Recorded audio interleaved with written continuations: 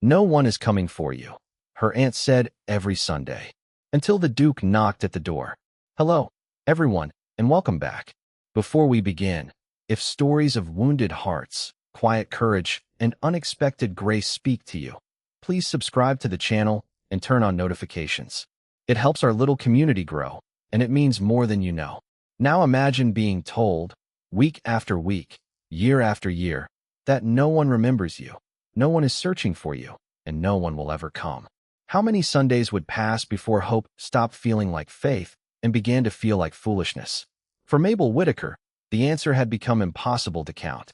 The bells of St. Matthew's had only just begun their slow morning peal when she crossed the narrow parlor of Whitaker House and paused beside the tall front window.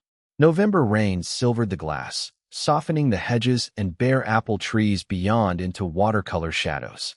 At 24, Mabel had learned to move quietly through her aunt's home, as though taking up too much space might somehow increase the burden of her presence. Her chestnut hair was pinned neatly at the nape of her neck, though several strands had escaped in the damp air, and the cuffs of her brown wool dress had been mended so carefully that only a close eye would notice. She placed 2 fingers against the curtain and lifted it barely an inch. The lane beyond the gate was empty. Of course it was. "Still looking?" Agnes Whitaker's voice came from behind her. Mabel let the curtain fall before turning. Her aunt stood near the cold fireplace, tall and severe in charcoal gray, her pale hair drawn into its usual uncompromising knot. At 56, Agnes possessed the rigid composure of a woman who considered tenderness a kind of weakness and hope and indulgence best corrected early. "I was only checking the weather," Mabel said. Agnes's eyes moved toward the window. On a Sunday. The words were quiet, almost bored. That made them worse. Mabel said nothing. She had discovered years ago that silence preserved more dignity than defense. Agnes adjusted one lace cuff. "No one is coming for you." There it was. The sentence that returned as faithfully as the church bells. Some Sundays Agnes said it over breakfast. Other Sundays she waited until Mabel drifted too near the front hall or glanced toward the lane when carriage wheels sounded in the distance. Always the same words. Always delivered as though correcting a childish mistake. Mabel lowered her gaze to the small silver pocket watch resting in her palm. She had taken it from the drawer before breakfast without thinking. Its case was worn smooth at the edges, but the engraved hawthorn branch on the back remained clear beneath her thumb. It had belonged to her father, Henry Whitaker, and little else in the house still felt entirely hers. "I know, and Agnes," she said.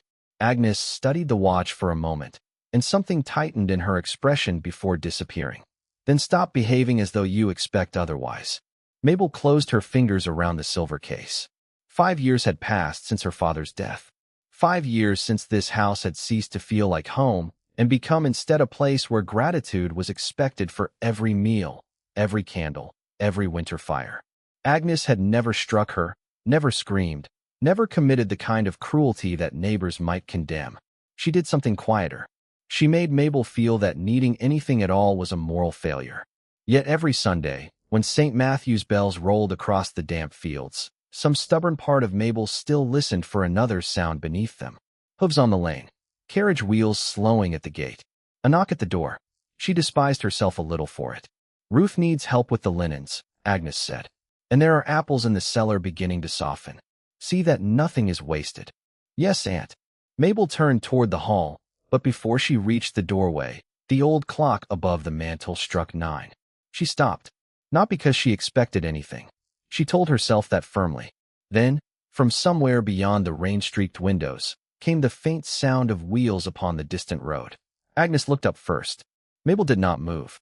She simply tightened her hand around her father's watch until its engraved hawthorn branch pressed into her skin, while somewhere deep inside her, against 5 years of practiced disappointment, hope opened its eyes once more. The wheels slowed somewhere beyond the hedgerow, then continued past the gate. Mabel released a breath she had not realized she was holding.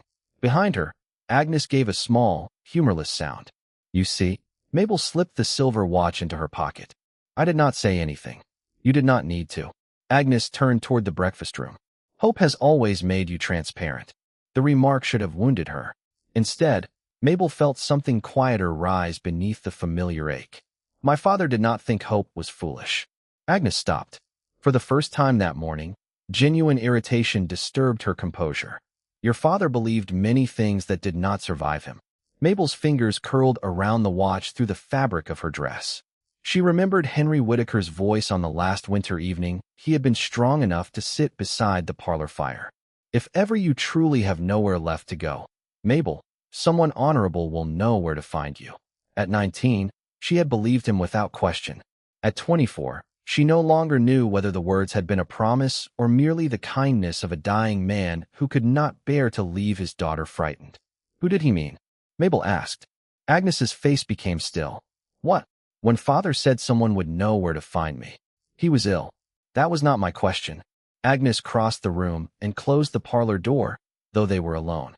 Your father left debts, confusion, and a daughter without practical means. I have spent 5 years protecting you from the consequences. Do not romanticize his final days simply because memory is kinder than truth. Mabel studied her aunt. Something about the speed of the answer troubled her more than the cruelty of it. Did anyone write after he died? Agnes's gaze sharpened. People wrote condolences. Anyone asking for me? A pause. Barely a second. Yet Mabel noticed it. No, the answer came cleanly enough. Too cleanly. Before Mabel could speak again, Ruth Bell appeared at the doorway carrying a basket of folded linens. The older woman's steps were uneven, but her hands remained steady. Beg pardon, Mrs. Whitaker. There is a gentleman at the back entrance asking directions to the Old North Road. Agnes's head turned. What gentleman? I did not catch his name. Ruth glanced at Mabel, then quickly away. Fine coat. Fine horse. Send him on. He asked whether this was still Whitaker House. Silence tightened the room. Mabel felt it immediately. Agnes did too. And what did you tell him? She asked. Ruth lowered her eyes. That it was. Agnes walked past Mabel without another word. Far south of the rain-darkened Whitaker fields, Silas Montgomery stood before the tall windows of Ashbourne House, reading a document his solicitor had placed on the desk between them. At 38, the Duke had learned to distrust coincidences, especially those written in careful legal hands. Gideon Price waited while Silas read the same line twice. Henry Whitaker named you. Silas asked. Not precisely, Gideon replied. He named your late father as trustee of a private obligation. After your father's death, that responsibility appears to have passed with the estate. Silas looked again at the date. 5 years earlier. Why am I seeing this now? Because the accompanying correspondence was filed separately. Gideon hesitated. And because someone answered our inquiries. Silas's expression hardened. Someone. Gideon placed 3 letters on the desk, each preserved among the Ashbourne estate's private correspondence. All signed Mabel Whitaker. Silas did not touch them. He remembered Henry as a proud man who had once offered loyalty when others offered flattery. He also remembered a request made years ago, quietly and without explanation. If anything happens to me, do not let my daughter become dependent upon someone else's mercy. What is wrong with the letters? Silas asked. Gideon slid the oldest one closer. The language is unusually formal for a personal refusal, and the signatures are remarkably consistent across several years. Silas looked down at the name written at the bottom of each page. Identical restraint. Identical pressure. Almost too careful. You think someone copied her hand. I think we should establish whether Miss Whitaker ever saw these letters before deciding what they mean. For several seconds, neither man spoke. Then Silas lifted the oldest page and read the final sentence again. I wish no assistance from Ashbourne and prefer that no further inquiry be made. Something in the phrasing troubled him. It did not sound like fear. It sounded like a door deliberately closed. Find out where she is, he said. Gideon drew a slow breath. I believe I already have. Gideon placed a second sheet beside the letters, this one worn at the folds and written in Henry Whitaker's unmistakable hand. Silas read only the final paragraph before his jaw tightened. Henry had not asked for money. He had asked for something far more difficult, that his daughter be allowed to remain mistress of her own choices, even if circumstances left her dependent upon others. He knew, Silas said quietly. He knew she might be trapped. Gideon did not answer at once. He feared it. Silas looked toward the rain, tracing the windows of Ashbourne House. Pride told him to leave the matter to solicitors. Duty required only that he establish whether Henry's wishes had been honored. Yet something in those carefully restrained words unsettled him. A father who had known death was approaching had trusted the Montgomery name with his daughter's freedom, and Silas had allowed 5 years to pass without knowing whether that trust had been betrayed. "Go to Whitaker House," he said. "Do not announce my involvement yet. Learn who controls the correspondence and whether Miss Whitaker is free to speak for herself." Gideon inclined his head. "And if she is not?" Silas's eyes returned to Henry's letter. "Then we stop asking questions from a distance." At Whitaker House, Mabel found Ruth in the linen room, folding a tablecloth that had already been folded twice. The old servant's hands were trembling. "Who was the gentleman?" Mabel asked softly. Ruth kept her eyes on the cloth. "Just a traveler. A traveler who knew our house by name." Ruth's fingers stopped. Mabel could have pressed harder. For 5 years she had swallowed questions until they became stones inside her. But Ruth looked frightened, not deceitful, and Mabel's anger shifted direction. "Did Aunt Agnes tell you not to speak to me?" Ruth's silence answered. Mabel drew a chair closer and Saturday. "I will not ask you to choose between your place here and me." Ruth looked up then, startled. "Miss Mabel, you have served this family longer than I have been alive. I know what dismissal would mean for you." Mabel's voice remained steady despite the ache in her chest. "If there is something you cannot tell me, I will not punish you for being afraid." Ruth's eyes filled, though no tears fell. "You are very like your father when you say things like that." The comparison nearly broke Mabel's composure. "Then tell me only this. Was I wrong to ask whether anyone wrote?" Ruth closed her eyes. For several seconds, the rain against the small window seemed unnaturally loud. "No," she whispered. Mabel did not breathe. Ruth reached beneath a stack of unused napkins and withdrew a narrow strip of cream paper, torn along one edge. "I found this years ago beside the study grate. I should have burned it when your aunt told me to clear the room." Mabel accepted it carefully. Only 4 words remained from the original message, followed by part of a signature. "Honor your father's request. S. Mont." Her pulse quickened. "Who wrote this?" "I never saw the whole letter." Ruth's voice shook. But there were others. Heavy paper, dark red wax. Mabel thought of Agnes's pause that morning, the immediate denial, the strange tightening of her face whenever Henry's watch appeared. Trusting Ruth meant accepting that the woman who had housed her for 5 years might also have lied to her for 5 years. Pride urged Mabel to confront Agnes immediately. Instead, she folded the fragment and placed it beside the silver watch in her pocket. "Say nothing," she told Ruth. "Not yet." That afternoon, Gideon Price arrived at the village inn and learned something his legal papers had never shown him. When Henry Whitaker died, his daughter had quietly sold 2 of her own dresses to pay overdue wages for servants Agnes intended to dismiss. Gideon wrote the fact into his report almost as an afterthought. When Silas read it that evening, he remained still for a long time. He had expected a helpless ward. Instead, for the first time, he began to see Mabel Whitaker as someone who had preserved other people's dignity while her own security disappeared. He folded Gideon's report once and reached for his coat. "Prepare the carriage," he said. "I want to know exactly who has been answering my letters." By late morning, the rain had settled into a cold gray sheet over Whitaker House. Mabel stood in the study with the torn strip of cream paper hidden inside her sleeve, while Agnes sorted correspondence at the desk. "You have been restless all morning," her aunt said without looking up. "Have I?" Ruth has been equally distracted. Mabel heard the warning beneath the words. "Perhaps the weather unsettles everyone." Agnes lifted an unopened envelope from the tray beside her. Dark red wax marked it with the Ashbourne seal. Mabel's breath caught before she could stop it. Agnes noticed. "What is it?" "Nothing." "Then why are you staring?" Mabel looked at the envelope again. "Did anyone write to me after Father died?" Agnes's fingers tightened around it. "We discussed this yesterday. You answered me yesterday. That does not mean you told me the truth." Agnes slowly set the letter down. "Mind yourself, Mabel." For 5 years, those words would have ended the conversation. Mabel felt the familiar instinct to retreat, to preserve shelter by preserving silence. Then she remembered Ruth's frightened face and the 4 surviving words on the torn page. She withdrew the fragment and placed it on the desk. Agnes went completely still. "Where did you get that?" "Does it matter?" "It matters if you have been searching through my private rooms. I found proof that someone knew about Father's request after you told me no one ever wrote." Mabel's voice trembled once, then steadied. "Who was S. Mont?" Agnes reached for the fragment. Mabel covered it with her hand. No, the word was quiet. It changed the room. Agnes stared at her as though she had become someone unfamiliar. You forget whose roof shelters you. I remember every meal, every candle, every winter fire. Mabel met her eyes.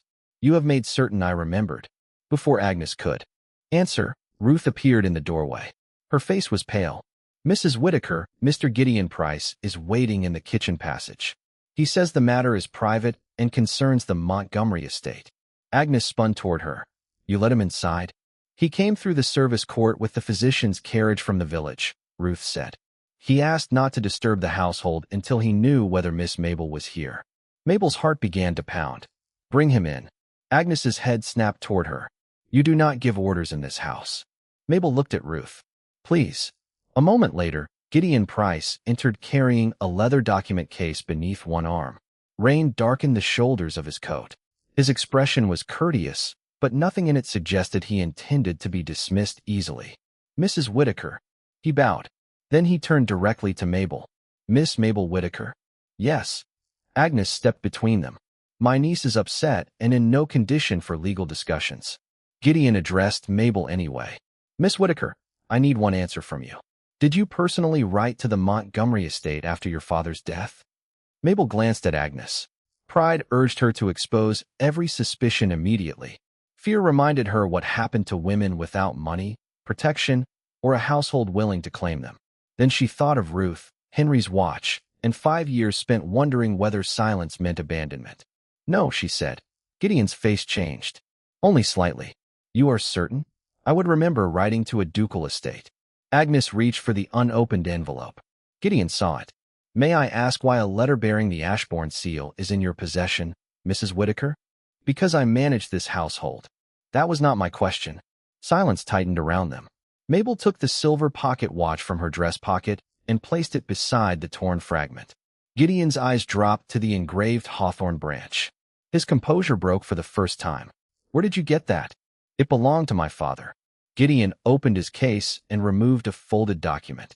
At the bottom was the same small hawthorn mark. Mabel felt the air leave her lungs. What is that?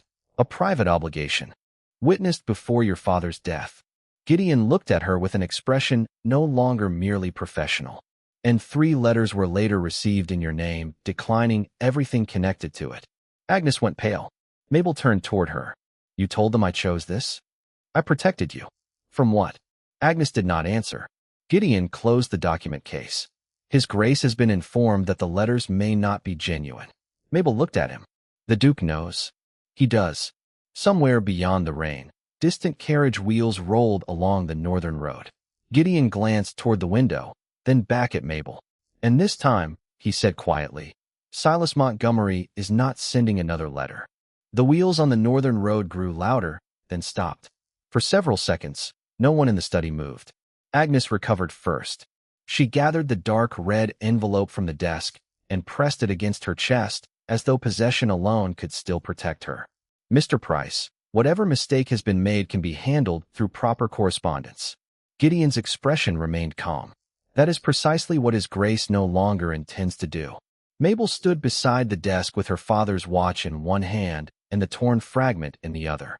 She could hear rain slipping from the eaves, the old clock ticking above the mantel, Ruth breathing softly in the doorway. Agnes turned to Mabel. Do not imagine this changes anything. Men like dukes do not cross counties for women like you. Once he hears the whole story, he will leave. Mabel felt the old wound open exactly where Agnes knew to touch it. Perhaps. Not perhaps. Agnes stepped closer. You have spent 5 years waiting for someone to prove your father right. No one is coming for you. The words had barely settled when 3 firm knocks sounded against the front door. Ruth's hand flew to her mouth. Gideon closed his eyes for half a second, as if even he understood the cruelty of the timing. Agnes went white. The second knock did not come. It did not need to. Mabel walked into the entrance hall before fear could stop her. Agnes followed, rigid with disbelief. Ruth reached the door first, but Mabel touched her arm. I will. Open it. Her fingers shook against the brass latch. When the door swung inward, Silas Montgomery stood beneath the rain-darkened porch, tall and unsmiling in a black traveling coat. Water beaded along his shoulders. A faint scar cut through his left brow. He did not look past Mabel toward the grander rooms of the house. He looked directly at her. "Miss Whittaker?" "Yes. I am Silas Montgomery, Duke of Ashbourne." Agnes appeared behind her. "Your Grace, this visit is unnecessary." Silas's gaze shifted only briefly. "I disagree." Then he returned his attention to Mabel. "Did you write 3 letters refusing contact with my estate after your father died?" "No." "Did you authorize anyone to write them for you?" "No." Something changed in his face. "Not surprise. Decision. Then until those letters are examined, I will consider every refusal bearing your name invalid." Agnes stepped forward. "You cannot enter my home and question my authority over my own niece." Silas removed his gloves with deliberate calm. "Miss Whittaker is 24 years old. She is not property over which you possess authority." Mabel stared at him. No one had ever spoken of her position so plainly inside this house. Agnes gave a brittle laugh. "And what exactly do you propose? To carry her away because of an old obligation?" Silas looked at Mabel before answering. "If she wishes to leave, I will provide safe accommodation while Gideon investigates. If she wishes to remain, I will not force her from her home." "Then she will remain," Agnes said. Mabel turned. "You do not answer for me." The silence afterward felt irreversible. Agnes's face hardened. "If you leave this house, Ruth Bell will no longer be needed here." Ruth lowered her eyes. Silas's jaw tightened, but before he could speak, Mabel did. "Then I will not leave today." Agnes's mouth curved in faint triumph. Silas looked at Mabel, clearly surprised. "Why?" "Because I will not purchase my freedom with someone else's security." Mabel's voice was quiet but steady. "Ruth has nowhere to go because she told me the truth. I will not make her pay for that." Silas studied her for a long moment. Gideon had told him she had once sold her own dresses to cover servants' wages. He had understood the fact intellectually. Now he understood the woman. He stepped across the threshold. "Then Mrs. Bell will not lose her livelihood. If she is dismissed, I will employ her myself." Agnes stared at him. "You would involve Ashbourne in household gossip?" "I would involve Ashbourne in correcting an obligation we failed to honor." He turned to Gideon. "Remain in the village. Secure every relevant record. No further correspondence concerning Miss Whittaker is to pass through anyone but her." "Yes, Your Grace." Silas looked back at Mabel. "And I will remain until you decide what you want done. Not what should be done. Not what he would arrange. What you want." For the first time, Mabel saw that his power did not frighten her nearly as much as the fact that he was choosing not to use it against her. Gideon opened the folded agreement once more, then frowned at the final line. "Your Grace." Silas turned. "There is another witness named here." Agnes stiffened. Gideon looked toward Ruth. "And unless I am mistaken, that witness is still alive." Gideon's gaze settled on Ruth Bell. "Mrs. Bell, were you in Henry Whittaker's service 5 years ago?" Ruth's face lost what little color remained. "I was." Agnes moved sharply. "She is a servant. Whatever she thinks she remembers has no legal weight." "That depends upon what she witnessed," Gideon said. Ruth looked at Mabel, shame gathering in her tired eyes. "Your father called me into his study 3 days before he died." Mabel's hand instinctively found the silver watch in her pocket. "Why?" "Because he wanted someone inside the house to hear exactly what was agreed." Ruth swallowed. "A representative of the late Duke of Ashbourne was there. Your father feared that after his death, you might become dependent upon relatives who could control your money, your correspondence, even the choices you were allowed to make." Agnes's voice turned cold. Henry was feverish. He knew exactly what he was saying. Ruth's answer was quiet, but it did not bend. Silas watched Mabel's expression change. There was no triumph in it, only hurt. "What agreement?" she asked. Gideon unfolded the document. "The Montgomery estate was to oversee a private fund established for your independence until you reached 25, unless you personally declined its protection in writing." Mabel stared at him. "Decline?" Gideon hesitated. 3 letters were received bearing your name. Each stated that you wanted no assistance from Ashbourne and preferred to remain under your aunt's care. Mabel turned toward Agnes. "You told them I chose this?" Agnes lifted her chin. "I kept strangers from interfering in family matters." "You made me believe there were no strangers trying to interfere." Mabel's voice broke on the last word. She hated that it did. Silas stepped forward, but she looked at him before he could speak. "And you believe those letters?" The question stopped him. "Yes." "For 5 years?" "Yes." The truth cost him more than an excuse would have. Mabel's eyes hardened. Then perhaps Aunt Agnes was right about one thing. No one was coming. Silas absorbed the words without defending himself. I should have verified them. You did not know me. No. Then why should you have cared enough to question them? Silas looked at Henry's document in Gideon's hand. Because a dying man trusted my family to protect your right to choose, and I allowed written refusals to satisfy that duty. Something in his voice changed the room. Mabel had assumed his involvement came from confidence, perhaps from an obligation easy for a duke to honor once inconvenient facts appeared. Instead, she heard failure in him, disciplined and old enough to have become part of the man himself. It did not erase her anger. It made it harder to dismiss him. Ruth suddenly touched Mabel's sleeve. The watch, miss. Mabel looked down. What about it? Your father gave it to you the same evening the agreement was witnessed. He told me the hawthorn mark mattered because the agreement carried the same mark. Silas's eyes sharpened. Mabel drew out the silver watch and placed it in her palm. The engraved branch gleamed beneath the hall lamps. Gideon examined the bottom of the agreement, then the watch. They match. Agnes took one step backward. Mabel noticed. You knew? It proves nothing. Then, why have you looked afraid every time I held it? For the first time, Agnes had no immediate answer. Ruth whispered, there is more. She reached toward the watch, then stopped as though asking permission. Mabel placed it in her hand. With trembling fingers, Ruth pressed a narrow ridge beneath the winding stem. A hidden inner cover sprang open.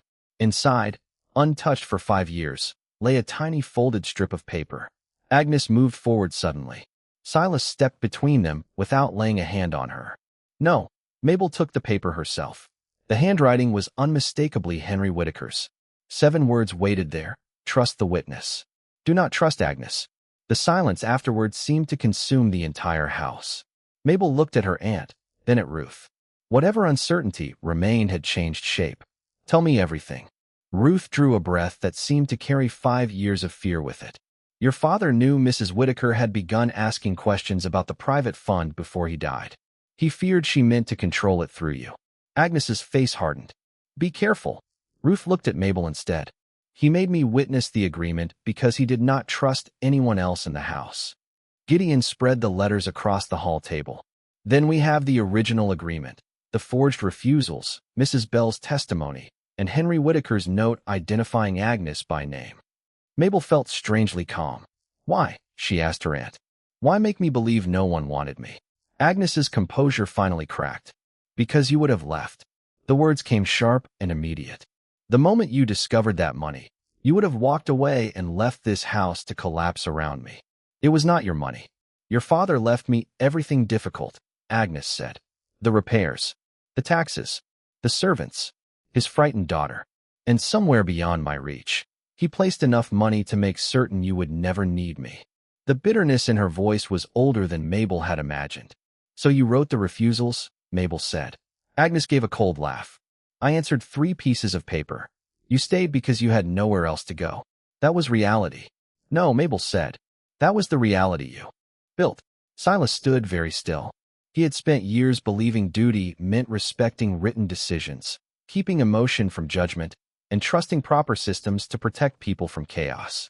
Now those same habits stood exposed before him as the reason a young woman had been left inside someone else's control. Gideon lifted the original agreement. There is one complication. The fund remains under Montgomery trusteeship until Miss Whittaker turns 25. His Grace may petition to prevent Mrs. Whittaker from exercising any further control over matters connected to the fund, but formal proceedings could take months. Agnes straightened, recovering a fragment of confidence. Then nothing changes today. Mabel looked at Silas. She expected anger. Instead, he removed his signet ring and placed it beside the documents. Prepare a deed relinquishing every discretionary power the Montgomery estate can lawfully surrender. Gideon stared at him. Your Grace, that authority was established specifically to protect her. And it failed. Silas's voice remained level. Transfer every decision the law permits directly to Miss Whittaker. Where a trustee is still required until her birthday, I will act only where my signature is legally necessary. Gideon lowered his voice. You would be surrendering the very control your father accepted. Control is what allowed this to happen. Mabel looked at him, startled. Silas met her eyes. Your father asked my family to preserve your choice. I will not correct our failure by making another choice for you. The words settled somewhere deeper than gratitude. Agnes stepped toward Mabel. And what will you do with all this freedom? Follow a duke you barely know because he arrived with papers and apologies? Mabel felt the old instinct to shrink from conflict. This time she did not. I am not following anyone. She took Henry's watch from Ruth and closed it in her own hand. I am leaving this house because I choose to. Agnes went silent. Ruth comes with me if she wishes, Mabel continued. Her wages will be paid from my own funds once they are released. Until then, I will accept the Duke's offer of temporary accommodation, but no personal debt will be attached to it. Silas inclined his head once. Agreed. And I want copies of every letter written in my name. You will have them.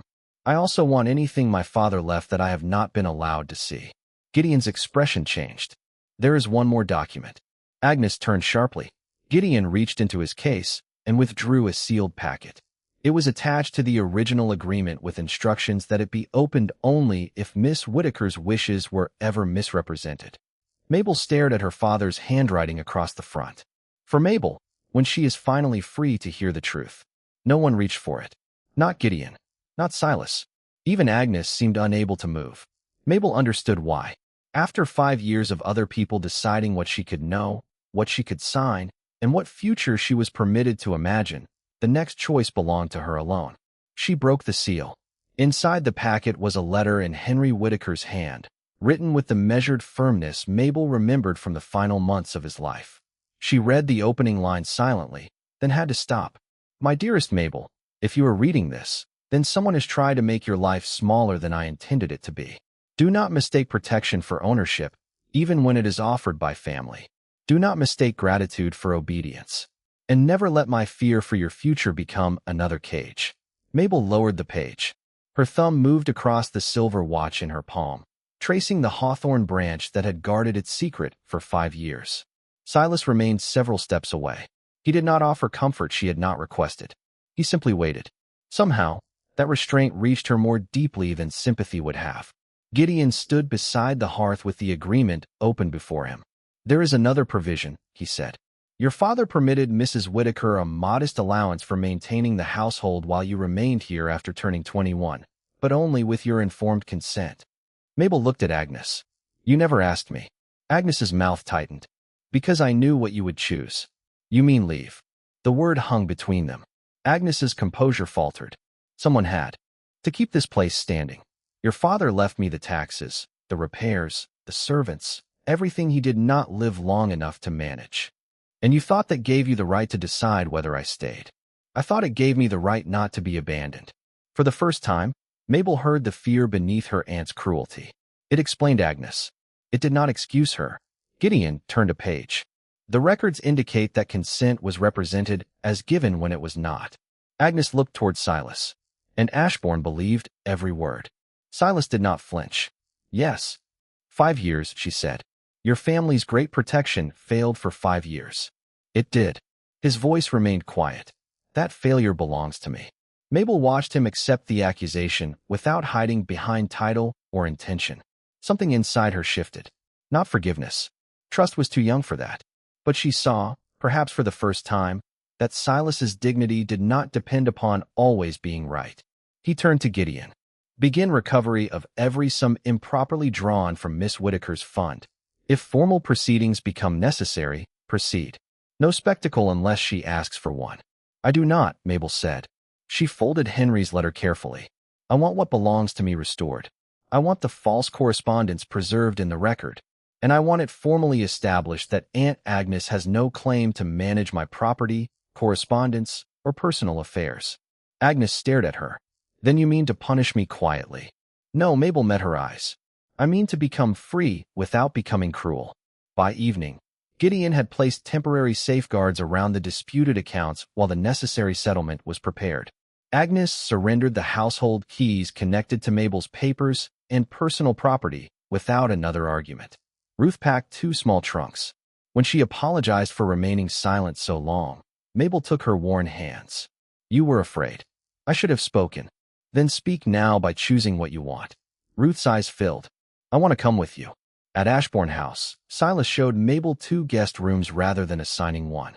She chose the smaller chamber overlooking the south garden, where the last light lay softly across the floor. This one, then this one is yours for as long as you wish. At dinner, Gideon instinctively began explaining the legal arrangements to Silas. Silas interrupted him. Tell Miss Whittaker. They are her decisions. Mabel noticed how simple the correction sounded and how much it cost a man accustomed to responsibility. Later, she found Silas alone in the library. Henry's letter rested unopened on the table. You could have read it, she said. Part of it concerns Ashbourne. That does not make it mine. She studied him for a long moment. You came because of duty. At first. And now. Silas had no prepared answer. The silence between them felt uncertain, but honest. Mabel placed the letter between them. Tomorrow, I would like to finish it with you. He looked at her, not the page. Only if that is what you want. It is. That night, Mabel did not listen for wheels on the road or footsteps beyond the door. The room was hers. The choice had been hers. And for the first time in 5 years, tomorrow belonged to no one else. Morning entered the south-facing room in a pale wash of gold. Mabel carried Henry's letter downstairs with the silver watch resting against her palm, its hawthorn engraving warm from her touch. Silas was already in the library, but he had not opened the page she had left between them. When she entered, he rose. Are you certain? He asked. Mabel looked at the letter, then at him. Yes. They read the final page together. Henry explained that the bond between Whittaker and Montgomery had never been charity. Years earlier, the late Duke of Ashbourne had quietly protected Whittaker land during a financial crisis, and Henry had later repaid that loyalty by helping preserve the livelihoods of Montgomery tenants during a failed harvest. Neither man had wanted praise. What Henry wanted for his daughter was something simpler and harder to guarantee. Enough independence to decide whom she trusted, and enough dignity to walk away from anyone who mistook protection for ownership. When they reached the end, Mabel remained silent. Silas folded the letter carefully. Your father understood something I did not. What? That protecting someone is meaningless if you take away the choice you claim to be protecting. Mabel studied him. You understand it now. Silas considered the words before answering. I am learning to. The imperfection of that answer moved her more than certainty would have. Over the following weeks, Gideon completed the accounting and negotiated a formal settlement. The forged letters, Ruth's testimony, Henry's hidden warning, and the false representations concerning Mabel's consent were entered into the record. Agnes was required to restore the improperly taken funds from her personal investments and formally relinquished any claim over Mabel's property, correspondence, or affairs. Whittaker House remained Agnes's residence under Henry's will, but it could no longer be used as a weapon of dependence. Gideon asked whether Mabel wanted further public action. No, she said. Restore what was taken. Preserve the truth. That is enough. Agnes sent one letter afterward. It contained no apology, only a careful defense of what she had done and the burdens she believed Henry had left her. Mabel read it once. Then she placed it beside the forged correspondence rather than burning it. She no longer needed to destroy the past in order to stop living inside it. Ruth remained at Ashbourne by choice and insisted upon earning every penny of her wages. Mabel used part of her restored income to repair cottages on Whittaker land and establish a small schoolroom for tenant children. When visitors praised Ashbourne for the improvements, Silas corrected them without hesitation. Miss Whittaker's work, he would say. His own changes were quieter. He stopped taking every meal alone. He reopened the morning room that had stood unused since his father's death. Most importantly, he began asking questions before making decisions that affected other people, even when asking did not come naturally to him. Mabel noticed because none of those changes demanded that she notice. Spring arrived slowly. One Sunday morning, the bells from St. Matthew's drifted across the gardens while Mabel cut the first hawthorn blossoms beside the south terrace. Once, that sound had sent her rushing toward a window, listening for wheels on an empty road. Now it passed through the morning without hurting her. Then 3 knocks sounded at the garden door behind her. Mabel went still. For one suspended heartbeat, 5 years of Sundays seemed to stand beside her. Then she crossed the terrace and opened the door. Silas waited outside without a hat, holding a narrow wooden box. No solicitor stood beside him. No document waited for her signature. No promise made by a dead man had brought him there. I was told this entrance belongs to the woman who prefers morning light, he said. Inside the box lay a simple silver chain made to fit Henry's watch. Mabel looked up. No condition attached? None. No duty? None. Then why bring it yourself? Silas hesitated, and in that brief uncertainty, she saw more of him than rank had ever revealed. Because I wanted an excuse to knock. Mabel fastened the watch to the chain and let it rest over her heart. You no longer need one. His eyes held hers. Does that mean I may stay? The question mattered because Ashbourne was his house. He could have walked through nearly any door without asking. Yet here he stood, waiting for her answer. Mabel stepped aside. Yes. Silas crossed the threshold because she had invited him, not because she needed rescuing, not because Henry had trusted his family, and not because obligation required him to remain. He stayed because freedom had made staying a choice for both of them. Mabel had once believed hope meant waiting for someone to come. In the end, she learned something quieter. The truest love does not merely find the door. It waits there until it is freely opened.